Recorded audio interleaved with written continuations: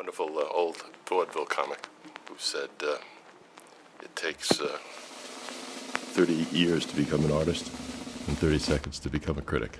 The one review Pauline Kael wrote that ended up meaning something to me in a big way was for A Band of Outsiders.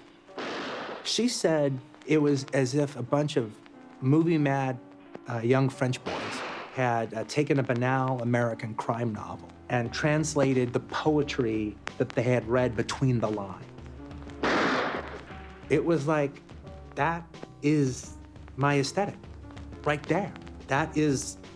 That's what I hope I can do. But, you know, movies are so integral to our lives. I mean, they can mean so much to us, and they affect us so much. But it's fascinating to write about them and try to figure out the ways in which we're responding and what they're doing to us and what they're doing to other people. Through a child's eyes. Jojo Rabbit tells the story. This movie is amazing. I love it. At the beginning, it has its problems. 10 out of 10 is watching a comedy. But it's just great. Something smells fishy here. That was silly. Let me check out the Rebel Moon one. It's going to be better. Zack Snyder cooked. Exceptional. Except for the Northern Irish accent. Amazing. I was constantly in awe. Incredible. How about this amazing decade. 9 out of 10. My wife even loved it.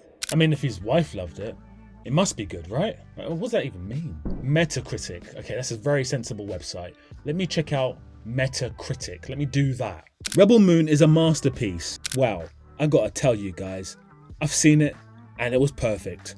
Perfect! Haters go hate, as they always do with Zack Snyder films. It's a must-see. Excellent science fiction, unique visual style. Really? 100% for Jojo Rabbit. I mean, I love me some Jojo Rabbit, but 100%. The Guardian, The Killer. It's all entertainingly absurd, and yet the pure conviction and deadpan focus that Fassbender and Fincher bring to this ballet of anonymous professionalism makes it very enjoyable. How many wanky words can I put into one sentence? The Guardian. Listen, these are some of the reviews that I have come across, not just in my research, but ultimately in my life. And it's why I've done this video today, is because of these kind of reviews. Now, they've come from professional critics and also professional avid film fans. I don't want to have a go at the avid film fan or the passive film fan who may jump onto IMDb or Metacritic or Rotten Tomatoes and give their 2 cents. Who's to say the film critic has more authority than the common Jimmy Joe? No one.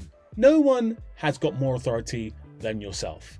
Let's remember that. I mean, some people do. I am the law! So, whenever I come across a 10 out of 10 review for a film, especially if it's Rebel Moon, I am a little dubious. Now, of course, I'm kind of contradicting myself, as I normally do when I have a little ramble, but this, I feel, is quite prevalent. I think it's quite important. I went on a date once with a lovely lady. Didn't last very long because we got into an argument about art. She seemed to think art is art and subjective, which I totally agree with.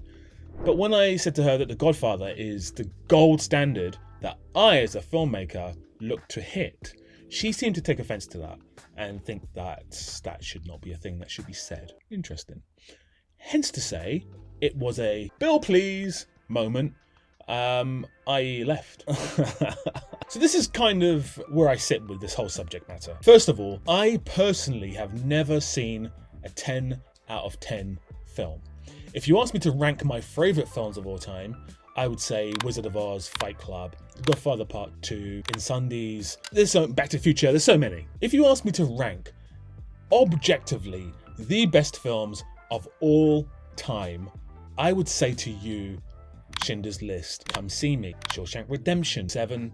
I would say to you a bunch of films. There's so many films. I'm sure you have a lovely list of wonderful films. In fact, the IMDb 250 is currently The Dark Knight, The Godfather Part 2, 12 Angry Men, Lord of the Rings, Pulp Fiction, Lord of the Rings again, The Good, the Bad, and the Ugly, Forrest Gump, Fight Club. All these films are averaging around about the 9 mark.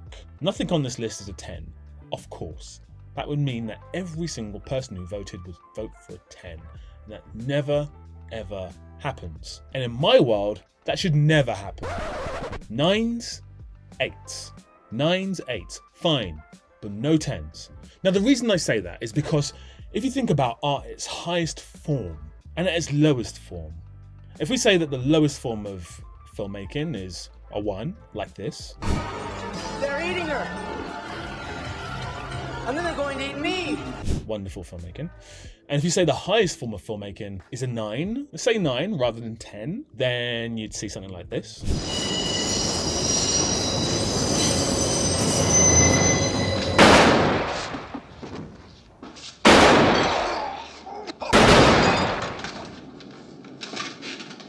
Terrific.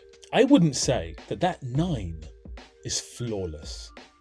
And I would say to you that I've not seen a flawless film in my life. Every film has problems, of course. We're humans. Inherently we have problems. Inherently no one is perfect.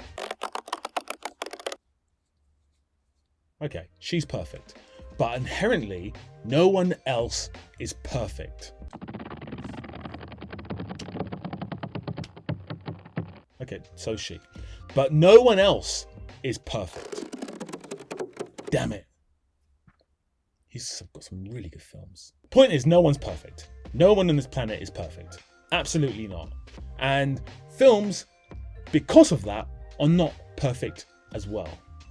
So if I look at the greatest films of all time, like for example, The Dark Knight is on this list, it's not a 10 out of 10. In fact, I would give The Dark Knight an 8 out of 10. So how do I come to the reasoning of my film reviews and the scores that I give to these specific films?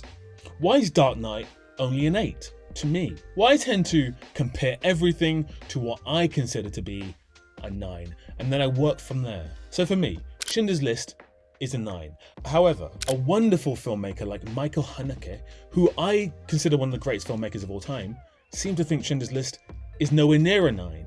So again, subjectivity comes into play. Now, to kind of follow on the train of thought that I was going on, let's forget about Michael Haneke for a second. If Schindler's List is a 9, if I now see The Dark Knight, I'm sorry, they're not comparable. They're not comparable at all. And I hate to say this, it is because it's a superhero film. Oh my God, that sounds so bad when I say it out loud, but it's so true.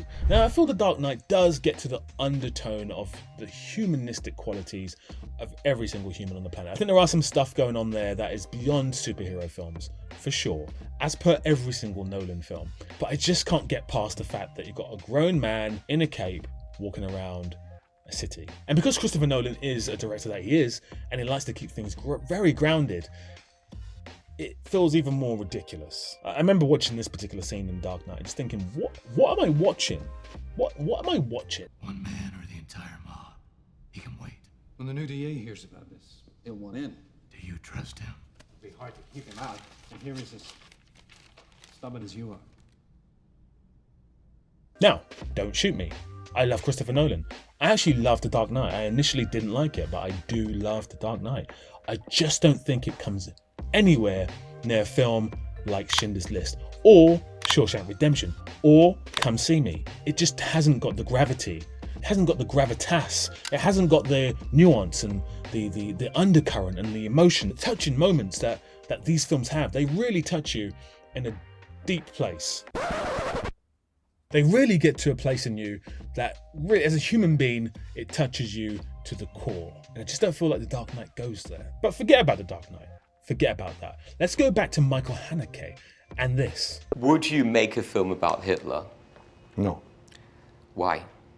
Aus dem Grund, weil man bestimmte Dinge, ich finde auch, setze ich mich vielleicht hier in die Nesseln, ich finde einen Film wie ein Spielberg-Film über das Konzentrationslager auch falsch. Ich kann nicht einen Spannungsmoment daraus machen, ob aus der Dusche Gas oder Wasser kommt. Ja? Das ist meiner Meinung nach eine falsche Herangehensweise. Man kann bestimmte Dinge, es gibt einen Film für mich über das Thema Holocaust. So we can assume from that Michael Haneke would not give Schindler's List a 10, a 9, or an 8. He'd probably give it a 3, maybe even a 1. So, what are we saying here? We're saying that everything is subjective when it comes to filmmaking. So why can't you give a 10? Why is it not possible to give a 10? What am I complaining about? Well, for me, I'm going to ask you to do this. Take a moment out right now. Close your eyes. Yep, close your eyes. That's it. Close your eyes. Go on, do it. All right, your eyes are closed. They're definitely closed. What is your definition of a 10 out of 10 film? What film would you say is a 10 out of 10? Okay, so let's say The Dark Knight is a 10 out of 10. Is The Dark Knight a perfect film? I'm giving you some time to think about it. Well, I would say it's not. I would say Schindler's List is not a perfect film. Hence, Michael Haneke's words. So, Godfather, let's use that as an example. Is that a perfect film? Well, I would say it's very close. It's extremely close, but it's not quite there. What's missing, you would say? Well, Marcus, okay, so it's not perfect. Okay, so what is perfect? What's wrong with The Godfather? Why is it not a 10 out of 10? Well, for the same reasons that Schindler's List isn't a 10 out of 10. Again, we have the idea of subjectivity. If something is subjective, by its very nature, it's not perfect. Does that make sense? If I'm saying that, can't something be a 10 out of 10 to one person and then a 1 out of 10 to another person? Why can't the people that are saying Zack Snyder's Rebel Moon is a 10 out of 10 have the same sort of respect as the people that are saying it's a 1 out of 10? For me, the answer to that question is very simple. On a general consensus, is Zack Snyder's wonderful Rebel Moon as good as The Godfather? I would say, if you're looking at it from a filmmaking standpoint, take away the idea of subjectivity for a second. Objectively, from a technical standpoint, are the two films comparable? Absolutely not. And this is where we have to bring in the idea of filmmaking objectivity. Because art, yes, is subjective. Filmmaking is not subjective. Am I just saying the same thing but the other way round? No, I'm not.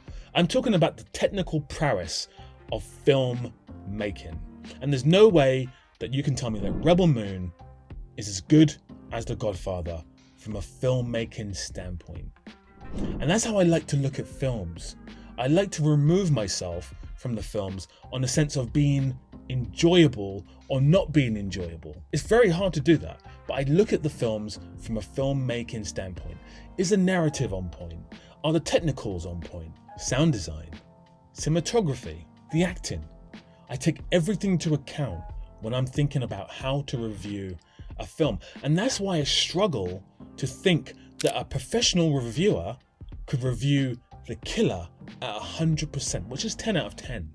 When you look at David Fincher's other films like Fight Club and Seven, if The Killer is a 10 out of 10, then what is Fight Club and what is Seven? So I said at the beginning of this video, my favourite films are Wizard of Oz, Fight Club, Incendies, Memento, and so forth. But what I said after that was very key. I said what I consider to be the best films of all time are very different from that list. So we have subjectivity and objectivity. And this is why, in my humble opinion, objective opinion, no film thus far that I have seen has been a 10 out of 10. No film has hit me on a personal level and on a filmmaking level to the degree where I'd say it is a 10 out of 10. Some films, as I've said, have got close, but nothing as of yet has been a 10 out of 10. Now, obviously, this opinion is not going to be universally shared. I assume that people are watching this thinking, what the hell are you talking about? If you're not thinking, what the hell are you talking about, let me know. It'd be good to know if anyone else agrees with my opinion here. Again, it's just an opinion. I am a filmmaker, but it doesn't mean that my opinion is more valid than yours. So if you do not agree with what I've said, that's completely fine. I'm not here saying this is the Bible of filmmaking. What I would say is, if you do have an opinion on the subject, do let me know in the comments. What films have you seen that are 10 out of 10s? I would love to know. If you agree with what I'm saying, let me know as well. And if you haven't subscribed yet, and if you love films, I do talk about films non-stop. So do subscribe, hit the notification button, do leave a little like if you can, please. And in the comments, as I said, put in the name of the film that you think is 10 out of 10. And until we speak again, big love.